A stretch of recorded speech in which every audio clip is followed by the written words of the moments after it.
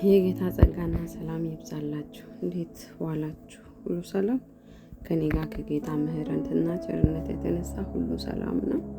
ዛሬ እንግዲህ አረፈድኩኝ። ጌታ ይባረክ። ጌታ የልብ አምላክ አይደል? ግን ማሳለፍ ቀኑን አልፈለኩምና ዛሬ ደግሞ በጌታ እርዳታ የሉቃስ ወንጌል ምዕራፍ 23 ላይ ደርሰናል። ጌታ ስሙ ለዘላለም ይባረክ። በእውነት ነግቶ ምሽት እየመሸ ከሰዓት በኋላ ነው ያለነው። ጌታ ስሙ ይባረክ። ጥቂት ሰዓቶች ቀሩ ሊመሹ። ጌታ ስሙ ይባረክ። ለዚህ ሰዓት ያበቃን ያደረሰን ሰላሙን ያበዛልን ጌታ ይባረክ።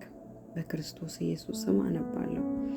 ሁሉም በሞላው ተነስቶ ወደ ጲላጦስ ወሰዱትና ይህ ሕዝባችንን ሲያጣምም ለቄሳርም ግብር እንዳይሰጥ ሲከለክል ደግሞም እኔ ክርስቶስ ንጉሥ ነኝ ስል አገኘ ነው ብሎ ይከሱት ጀመር። ጲላጦስም አንተ የአይሁድ ንጉሥ ነህን ብሎ ጠየቀው። እርሱም መልሶ አንተ አልህ አለው።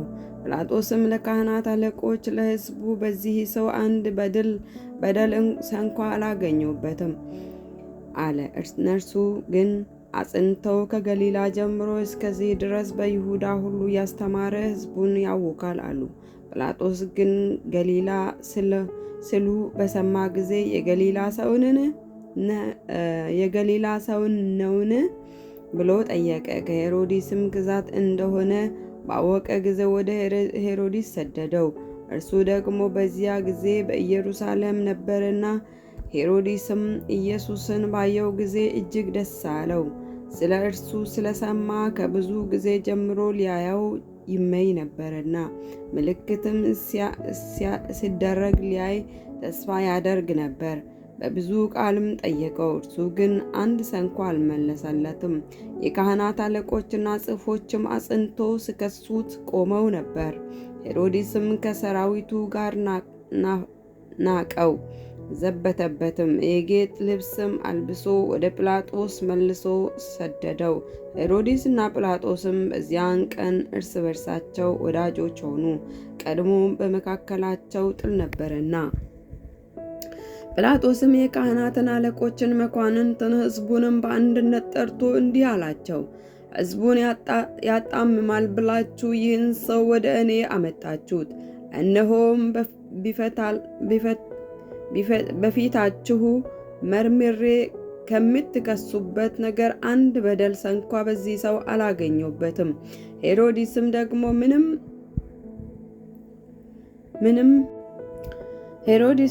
ምንም አላገኘም፣ ወደ እኛም መልሶታልና፣ እነሆም ለሞት የሚያደርሰው ምንም አላደረገም። እንግዲያስ ቀጥቼ እፈታዋለሁ። በበዓሉ አንድ ይፈታላቸው ዘንድ ግድ ነበርና ሁላቸውም በአንድነት ይህን አስወግደው በርባንንም ፍታልን እያሉ ጮኹ። እርሱም ሁከትን በከተማ አንስቶ ሰውን ስለገደለ በወህኒ ታስሮ ነበር። ጲላጦስም ኢየሱስን ሊፈታ ወዶ ዳግመኛ ተናገራቸው። ነገር ግን እነርሱ ስቀለው እያሉ ይጮኹ ነበር። ሦስተኛም ምን ነው ያደረገው ክፋት ምንድር ነው? ለሞት የሚያደርሰው በደል አላገኘሁበትም፣ ስለዚህ ቀጥቼ እፈታዋለሁ አላቸው። እነርሱ ግን እንዲሰቀል በታላቅ ድምፅ አጽንቶ ለመኑት። የእነርሱ ጩኸትና የካህናት አለቆችም ቃል በረታ። ጲላጦስም ልመናቸውን እንዲሆንላቸው ፈረደበት። ያንን የለመኑትንም ስለ ሁከት ሰውንም ስለ መግደል በወህኒ ታስሮ የነበረውን አስፈታላቸው። ኢየሱስ ግን ለፍቃዳቸው አሳልፎ ሰጠው። በወሰዱትም ጊዜ ስምዖን የተባለ የቀሬናን ሰው ከገጠር ሲመጣ ይዘው ከኢየሱስ በኋላ መስቀሉን እንዲሸከም ጫኑበት። ዋይ ዋይ ከሚሉና ሙሾ ከሚያወጡ ሴቶችና ከሕዝቡ እጅግ ብዙዎች ተከተሉት። ኢየሱስ ግን ወደ እነርሱ ዘወር ብሎ እንዲህ አለ፣ እናንተ የኢየሩሳሌም ልጆች ለእኔስ አታልቅሱልኝ። ዳሩ ግን መካኖች ይወልዳሉ፣ ማኅፀኖች ያላጠቡ ጡቶችም ብፁዓን ናቸው የምሉበት ጊዜ እነሆ ይመጣልና ለራሳችሁና ለልጆቻችሁ አልቅሱ። በዚያን ጊዜ ተራራዎችን በላያችን ውደቁ፣ ኮረብቶችንም ሰውሩን ይሉ ዘንድ ይጀምራሉ። በእርጥብ እንጨት እንዲህ የሚደረግ ከሆነ በደረቀውስ እንዴት ይሆን? ሌሎችንም 2 ክፉ አድራጊዎች ደግሞ ከእርሱ ጋር ይገድሉ ዘንድ ወሰዱ። ቀራንዮም ወደሚባል ስፍራ በደረሱ ጊዜ በዚያ እርሱን ክፉ አድራጊዎቹንም አንዱን በቀኝ ሁለተኛውንም በግራ ሰቀሉ። ኢየሱስም አባት ሆይ የሚያደርጉትን አያውቁምና ይቅር በላቸው አለ። ልብሱንም ተካፍለው ዕጣ ተጣጣሉበት። ሕዝቡም ቆመው ይመለከቱ ነበር። መኳንንቱም ደግሞ ሌሎችን አዳነ። እርሱ በእግዚአብሔር የተመረጠው ክርስቶስ ከሆነ ራሱን ያድን እያሉ ያፌዙበት ነበር። ጭፍሮችም ደግሞ ወደ እርሱ ቀርቦ ሆምጣጤ አምጥተው አንተስ የአይሁድ ንጉሥ ከሆንክ ራስን አድን እያሉ ይዘብቱበት ነበር። ይህ የአይሁድ ንጉሥ ነው ተብሎ በግሪክና በሮማይስጥ በዕብራይስጥ ፊደል የተጻፈ ጽሕፈት ደግሞ በእርሱ ላይ ነበር። ከተሰቀሉት ከክፉ አድራጊዎችም አንዱ አንተስ ክርስቶስ አይደለህምን? ራስህንም እኛንም አድን ብሎ ሰደበው። ሁለተኛው ግን መልሶ አንተ እንደዚህ ባለ ፍርድ ሳለህ እግዚአብሔርን ከቶ አትፈራውምን? ስላደረግነውም የሚገባንን እንቀበላለንና በእኛስ እውነተኛ ፍርድ ነው። ይህ ግን ምንም ክፋት አላደረገም ብሎ ገሰጸው።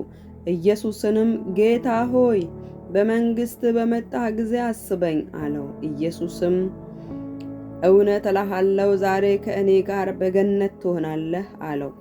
6 ሰዓትም ያህል ነበር። ጨለማም እስከ 9 ሰዓት በምድር ሁሉ ላይ ሆነ። ፀሐይም ጨለመ። የቤተ መቅደስም መጋረጃ ከመካከሉ ተቀደደ።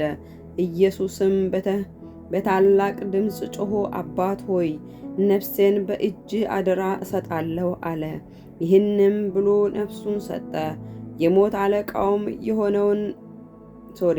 አለቃውም የሆነውን ነገር ባየ ጊዜ ይህ ሰው በእውነት ጻድቅ ነበር ብሎ እግዚአብሔርን አከበረ። ይህንም ለማየት ተከማችተው የነበሩ ሕዝብ ሁሉ የሆነውን ባዩ ጊዜ ደረታቸውን እየደቁ ተመለሱ። የሚያውቁቱ ግን ሁሉ ከገሊላ የተከተሉት ሴቶችም ይህን እያዩ በሩቁ ቆሞ ነበር። እነሆም በጎና ጻድቅ ሰው የሸንጎ አማካሪም የሆነ ዮሴፍም የሚባል ሰው ነበር። ይህም በምክራቸውና በስራቸው አልተባበረም ነበር። አርማትያስም ከምትባል ከአይሁድ ከተማ ሆኖ እርሱ ደግሞ የእግዚአብሔርን መንግሥት ሲጠባበቅ ነበር። ይኸውም ወደ ጲላጦስ ቀርቦ የኢየሱስን ሥጋ ለመነ። አወርዶም በተልባ እግር ልብስ ከፈነው። ማንም ገና ባልተቀበረበት ከዓለትም በተወቀረ መቃብር አኖረው።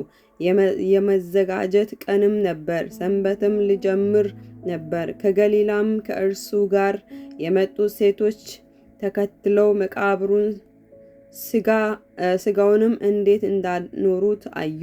ተመልሰውም ሽቱና ቅባት አዘጋጁ። በሰንበትም እንደ ትእዛዙ አረፉ። ጌታ ስሙ ለዘላለም ይባረክ። በጣም አስቸኩዬ ጨረስኩት፣ ግን በጣም ይቅርታ። ኢየሱስ ጌታ ነው። እሺ ይህን ቃል ትንሽ ብል ባወራ ደስ ይለኛል። እንዴት ነው?